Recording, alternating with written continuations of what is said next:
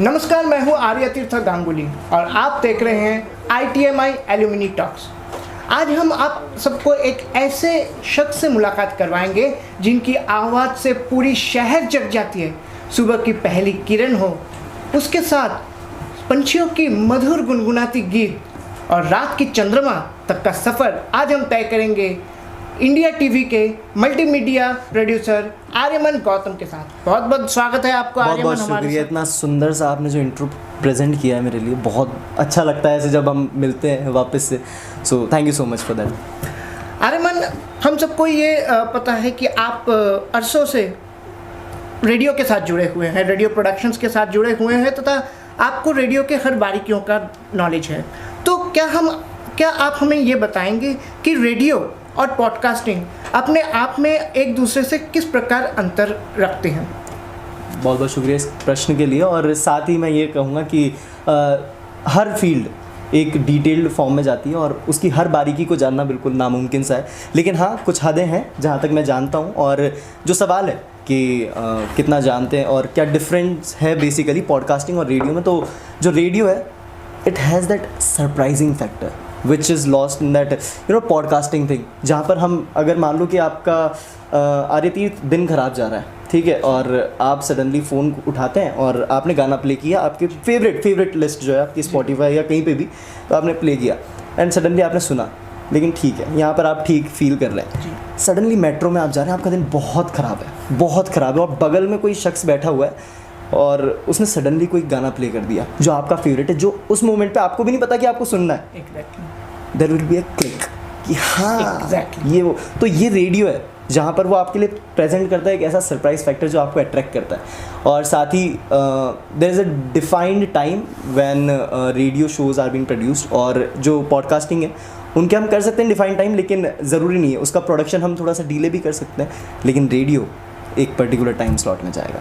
सो कुछ बारीकियाँ हैं इनमें और ऐसे ही चलता है, और फ्रीक्वेंसी से रिलेटेड होता है रेडियो, और जो पॉडकास्टिंग है वो हमारा ऑनलाइन मीडियम है। तो these are the basic differences.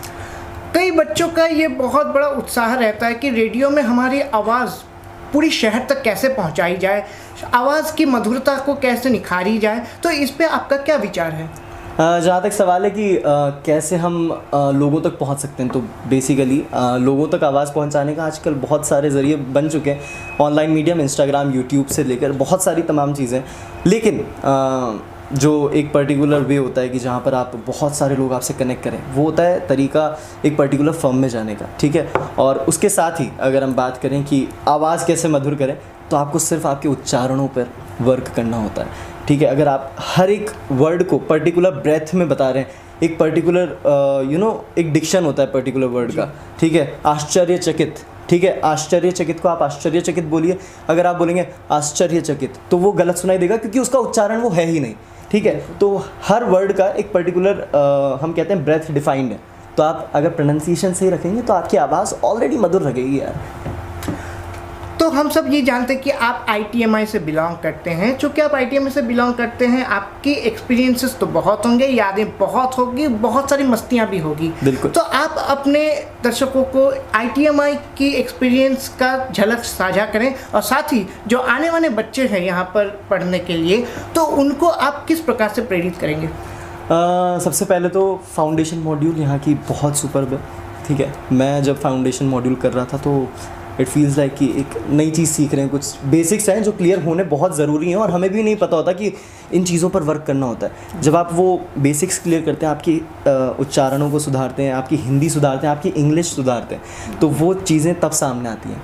और जब आपको पता लग जाता है तो आप काम करना शुरू कर देते हैं, और जैसे ही उन पर काम हो जाता है, फर्राटेदार आप लिखना शुरू करते हैं। लिखने पे काम कीजिए। और साथ ही मेरा जो एक्सपीरियंस रहा है ITMI के साथ बहुत सुंदर सा रहा है। मैं कैंटीन में गिटार बजाता था, बिल्कुल।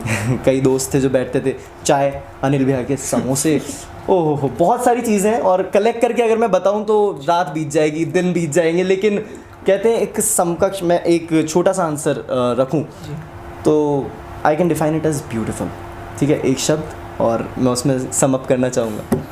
तो बहुत बहुत धन्यवाद है आपको आर्यमन जी हमारे साथ जुड़ने के लिए। इसी के साथ हम आज अलविदा लेते हैं, मिलते हैं आपके साथ अगले एपिसोड के लिए। तब तक के लिए धन्यवाद।